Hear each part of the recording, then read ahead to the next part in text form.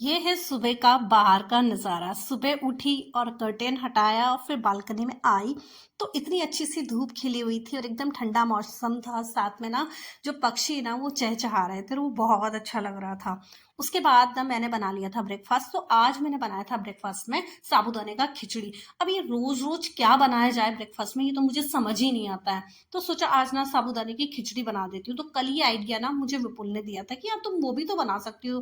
तो फिर मैंने सोचा कि क्यों ना मैं गला दूं, तो मैंने रात को गला दिया था और आज मैंने वो बना दिए थे।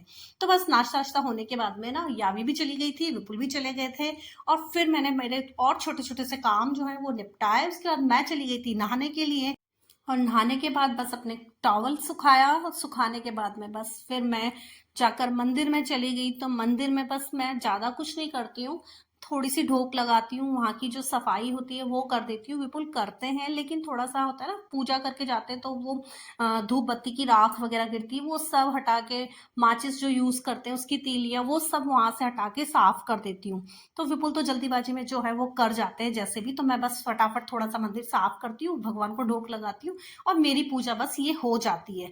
तो बस ये किया, उसके बाद में जो भगवान जी को नहलाने का पानी है वो सब मैं पौधों में डाल देती हूँ। यहाँ जो फालतू के बर्तन भरे हुए रहते हैं पानी के वो सब मैं खाली करके सबको साइड कर देती हूँ। तो विपुल सुबह जल्दीबाजी में सिर्फ पूजा करके जा पाते हैं, बाद में जो समेटा है ना वो मैं करती रहती हूँ। तो बस ये सब कुछ किया। उसके बाद में ना भगवान जी के कपड़े जो है विपुल बदल के चले जाते हैं तो उसे मुझे धोना पड़ता है, तो मैं धोकर सुखा रही थी। तो ये काम ना मैं जस्ट नहाने के बाद में कर देती हूँ। तो ये मतलब हाफ पूजा विपुल करते हैं और हाफ पूजा मेरी मैं कर देती हूँ। तो ये सब काम करने के बाद भगवान जी के कपड़े सुखाए धोने के बाद, उसके बाद ना फिर मैं लगती हूँ कुछ खाने के लिए। तो फिर मैंने सोचा कि भाई अब खाने में मैं क्या खाऊं। तो नाश्ता आज मैंने नहीं किया था, तो बस वही सोच रही थी कि मैं नाश्ता कर लेती हूँ और उसके बाद में फिर मैं लगूंगी लंच की तैयारी में। तो बस फिर मैंने नाश्ता किया और उसके बाद मैं लग गई थी लंच बनाने के लिए।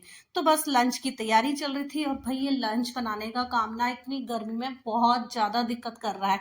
अभी तो लंच बनाना ना एक बहुत बड़ा काम लगने लगा है। वैसे मुझे खाना बनाना ना बहुत अच्छा लगता है, लेकिन जो गर्मी है ना भाई उसने तो बेहाल किया हुआ है। उसके बाद तो मैं लगी गई थी किचन में, तो सोच रही थी बनाऊं क्या। तो विपुल ना हर दूसरे तीसरे दिन ना मुझे बोलते हैं कड़ी बना लो, दाल की जगह ना कड़ी बना लो। तो फिर सोचा ठीक है चलो कड़ी ही बना लेती हूँ।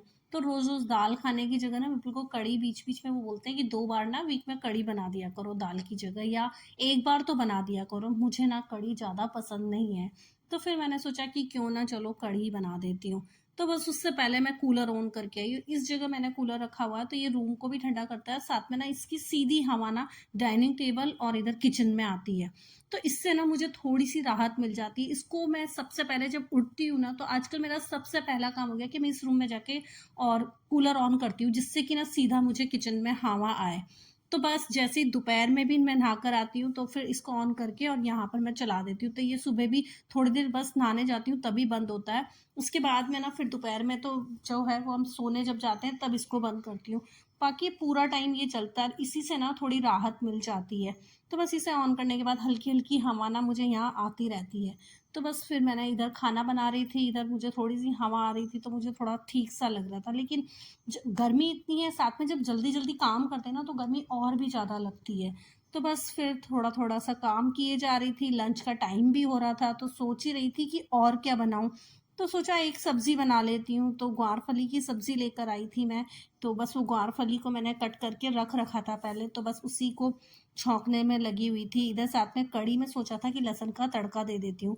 तो ये 2 कलियां हैं तो उसी को मैं काटने में लगी हुई हूँ।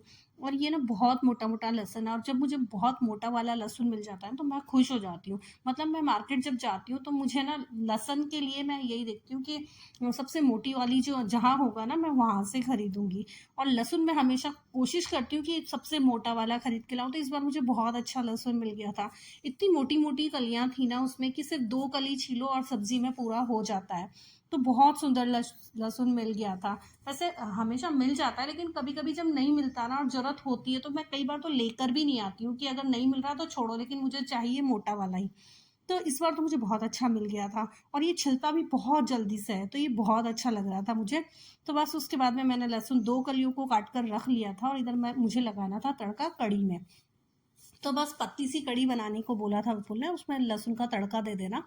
तो बस फिर मैं वही कर रही थी, इधर ग्वारफली की सब्जी बना रही थी, साथ में रोटियां बनानी थी, तो बस लग गई थी कि भाई लंच का टाइम होने वाला है, बिल्कुल आने वाले हैं, तो मैं जल्दी से खाना तैयार कर लूँ। तो ये दोपहर का टाइम ना ऐसा ही होता है, बड़ा जल्दी जल्दी से भागता है और सुबह में बहुत काम होते हैं और दोपहर तक लंच बनाने तक तो भाई इतना बिजी रहते हैं कि सुबह उठती हूँ तब से लेके दोपहर में जब तक लंच करके सब कुछ खत्म नहीं हो जाता, या भी आ जाती है उसके बाद में उसको भी लंच करा देती हूँ, तब जाके ना फ्री होती हूँ। तो बस मेरा आज का ब्लॉग यही था। Thank you for watching.